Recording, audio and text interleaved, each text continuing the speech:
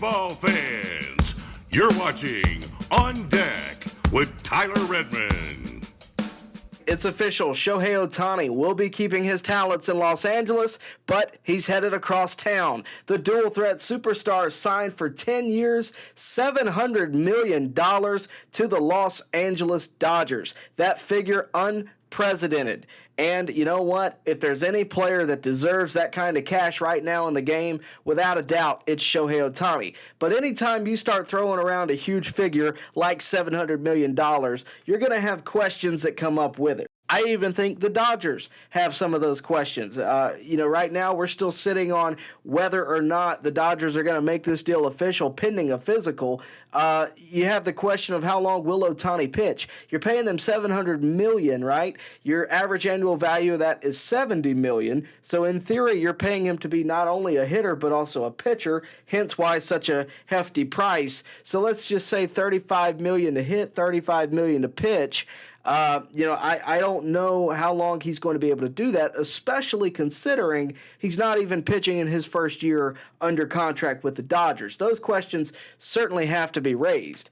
We also don't have the contract breakdown of this yet. We don't know. We haven't heard from the Dodgers how much per year they're actually going to pay. What we do know is it's 10 years, $70 million. We don't know if it's going to be front-loaded, back-loaded. We've heard sources say that there are deferrals a la Bobby Bonilla, where Shohei Ohtani will get paid probably forever by the Los Angeles Dodgers, in little increments as his career goes on and even after his playing days. And again, I don't want to knock Shohei Ohtani. This has nothing to do with the talent of Shohei Ohtani. But I am of the opinion that no one player is worth, I don't think signing someone who's frankly 30 years old to a figure like this is always the smartest move to make if you want your team to be good long term. The Dodgers could be the exception with that. I thought even with Trout, when the Angels signed him to 10 years, I was like, okay, well, good for Trout, not knocking him for getting his money, and good on the Angels for keeping a guy who they drafted and who's been the guy for them for a decade. But what have the Angels done since then? Not only having Trout on their team, but also Ohtani. They weren't competitive because it's hard to build around a guy like that you're paying that much to. I question the schematic of the Dodgers organization. Now, I will also say, because I said earlier that the Dodgers may be the exception, the reason I said that, the Braves, for example, the Blue Jays, if they're in a win-now mode, the Braves and the Blue Jays and the Orioles and whoever else you may pick out may have a longer window of winning teams. The Dodgers, don't have exactly a young team. They're not old yet, but you're talking 10 years out. So I think they look at it as, let's get Ohtani now, let's win some championships now, and give him a chance to retire in Dodger blue and be one of the greatest players to ever live, and let's have him do it in a Dodger uniform. So it is a little bit different for their case. I didn't think the Braves would do it just because they have so many players locked up to, again, very affordable deals for the team. I think if you were to throw a Shohei Ohtani in there who would be getting near 40% of the team payroll, if given this contract, I don't know that you would want to do that, because you might have an Acuna or an Albies not only wanting a raise, wanting something similar to what Ohtani just got. But look, when it comes down to it, the Dodgers were the obvious pick. I told you months ago, people brought up, hey, could the Braves be in on Shohei Ohtani? I told you up front, absolutely not. The Braves are not going to even really be involved in those conversations thoroughly. It was brought up on MLB Network. I know people talked about it. Even Shohei Ohtani, felt intrigued to play with the Braves, and I went through it. Why wouldn't he be, right? Winning ball club, great culture. Why wouldn't he be intrigued to play with the Braves? But I also know, and he can say that the geographical location doesn't play a factor in it. I think it certainly does. The fact that he'd fly from the West Coast to Japan as opposed to East Coast from Japan, I think that certainly plays a factor into why he's playing for the Dodgers now. I don't think there's any question there. But when you look at, the top three things that Ohtani could have wanted, number one being money. The Dodgers had money. Number two being geographical location. Dodgers had that. Having a winning ball club for the next 10 years, Dodgers are going to have a chance every year, at least for the next 7 to 8 years. Probably much longer the way they draft and the way they handle minor leagues. I think that he honestly probably made the best decision for himself. That said, when you look at the Braves, the one thing they didn't have, they probably weren't going to pay him near what the Dodgers were willing to pay him. They also don't have the geographical location. The Blue Jays were 0 for 2 on that too, because I don't think the Blue Jays were in the conversation of $700 million. In terms of winning ball club, it's more questionable than the Dodgers. So I think that LA, the Dodgers rather, made the most sense for what he wanted. I said this months ago. I don't see any other location unless he decides to pull a Trout and stay with the Angels.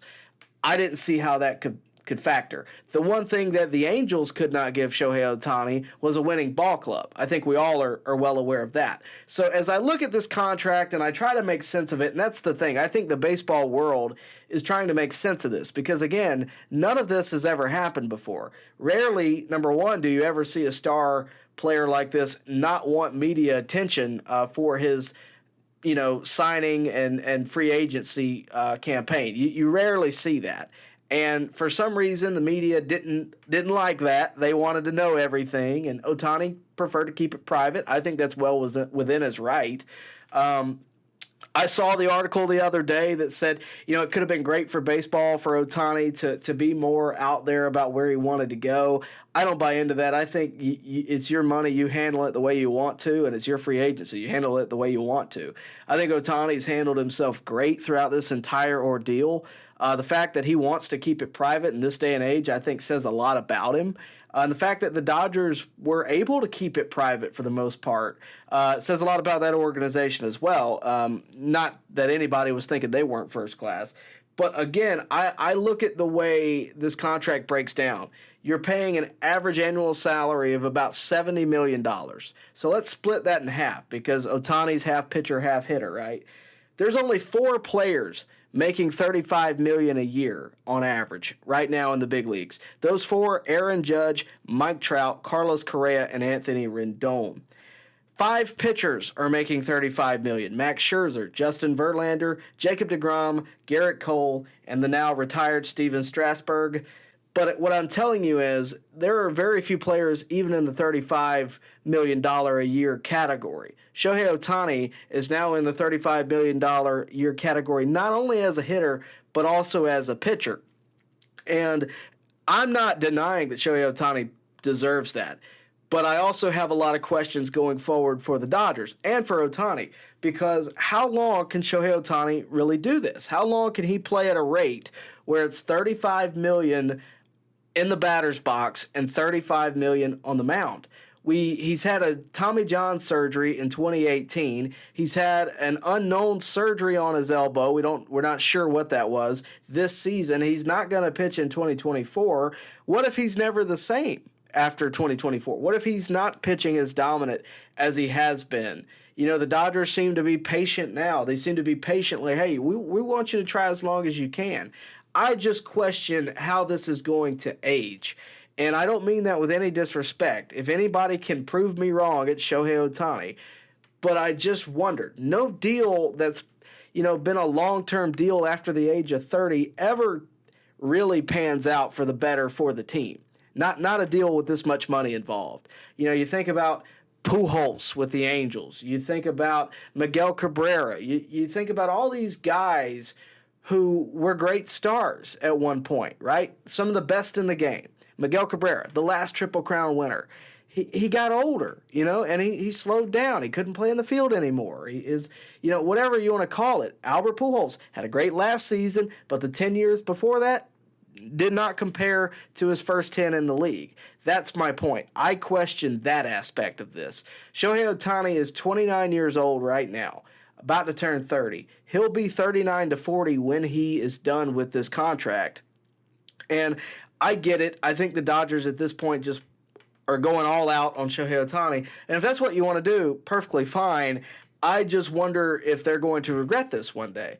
And I thought that for any team that signed Ohtani because of the figures that they were throwing around. $500 million, $600 million for a guy who's 30 for 10 years. I mean, think about it, $700 million. Did we ever think $700 million was going to happen this year? I did not. I'm just going to be frank with you. I could see it maybe if it was over 12 years, a little more, but even then I'm skeptical on it. And credit to Ohtani, and his agent, whoever that may be, for being able to get this done, because, there were so many rumors out there that everybody wanted to know something about Ohtani. Where is he going to go? Who's it going to be?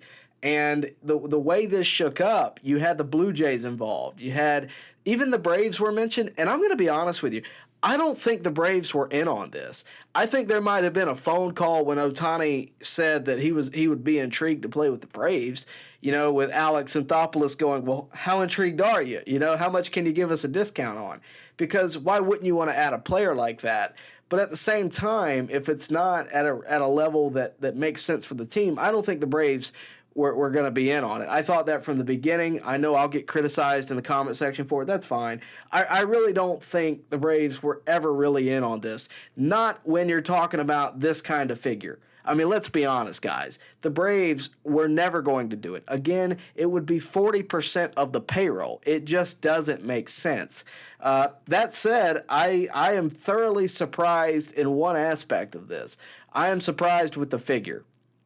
I would have thought he'll get $600 million from the Dodgers or the Yankees or somebody that's got the money to pay and either want him to help them win ball games, a la the Dodgers, or want him as an attraction, the Angels, maybe even the Yankees right now, to fill the ballpark. And I did not expect so many suitors because of how high the figure was. I didn't expect the Blue Jays to be in there.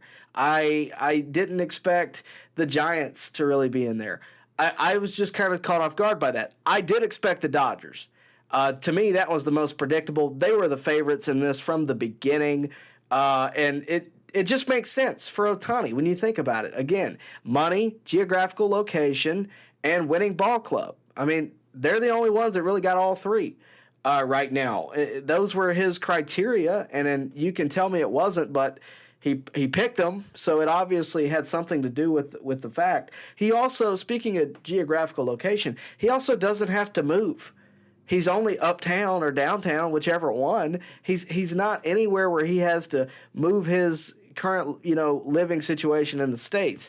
So I think this works out for Ohtani. I'm honestly, as surprised as I am by the figure, I'm intrigued to see what the contract breakdown of this is. Congrats to Shohei Ohtani. I think he made the right choice for him, and that's great. The biggest contract, again, not only in Major League Baseball history, but the biggest contract in sports history. And there's something to be said for that. Ohtani has been able to do things that no one has ever done, and he just did it again, becoming the first ever $700 million man. Please do me a favor also and like the video. Subscribe to the channel so that you can see all of our videos surrounding Major League Baseball, as well as hitting the bell for notifications so that you can stay up to date with your Atlanta Braves and, of course, all across MLB. That's going to wrap it up here for On Deck. We'll see you next time. Baseball fans, make sure you like and share this video and subscribe to this channel. As always, thank you for your support.